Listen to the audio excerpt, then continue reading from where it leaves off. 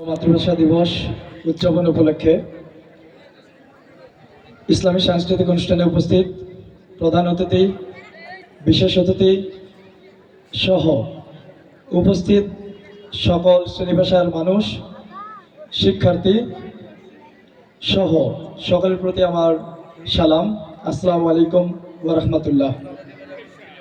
প্রথমে শ্রদ্ধা ভরে স্মরণ করছি 1952 সালে 21শে ফেব্রুয়ারি যারা ভাষার জন্য নিজের রক্ত দিয়েছেন, তিনাদের আত্মার মাগফিরাত কামনা করছি। সেই সাথে 1952, 1971, 1990, 2024 জুলাই গণ অভ্যুত্থান সহ যুগে যুগে গোটা পৃথিবীতে ন্যায়ের জন্য, মানুষের স্বাধীনতার জন্য যারা রক্ত দিয়েছেন, নিজের জীবন দিয়েছেন, সেই মহান মানুষদের প্রতি শ্রদ্ধা এবং শান্তি কামনা করছি। উপস্থিত সম্মানিত ব্যক্তিবর্গ, সকলের দৃষ্টি আকর্ষণ করছি যে একটি দেশে আমাদের উদ্দেশ্য একটি বিষয় থাকা দরকার, সেটি হচ্ছে ন্যায় বিচার এবং সুশাসন। যে দেশে ন্যায় বিচার এবং সুশাসন থাকবে সে দেশে শান্তি স্থাপন হবে।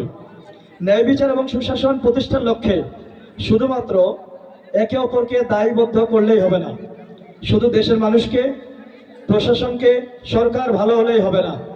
আপনি আমি প্রত্যেকে নিজ নিজ জায়গা থেকে একজন ব্যক্তি হিসেবে, সুনাগরিক মানুষ হিসেবে গড়ে তোলার চেষ্টা করতে হবে।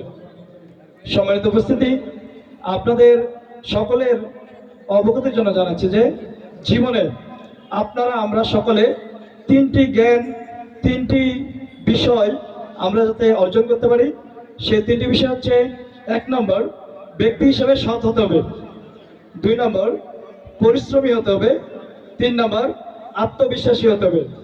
আমি চাই আপনারা সকলে এক একজন বাংলাদেশের নাগরিক হিসেবে নিজের জীবনে 3টি গুণ অর্জন করবেন: সততা, পরিশ্রম, আত্মবিশ্বাস।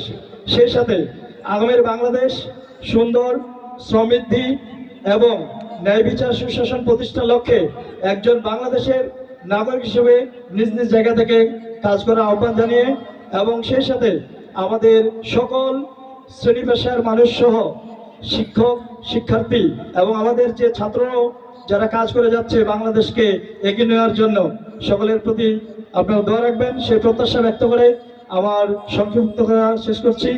ইনকিলাব জিন্দাবাদ।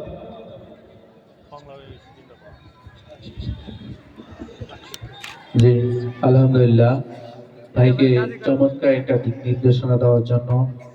এ পর্যায়ে আমাদের সামনে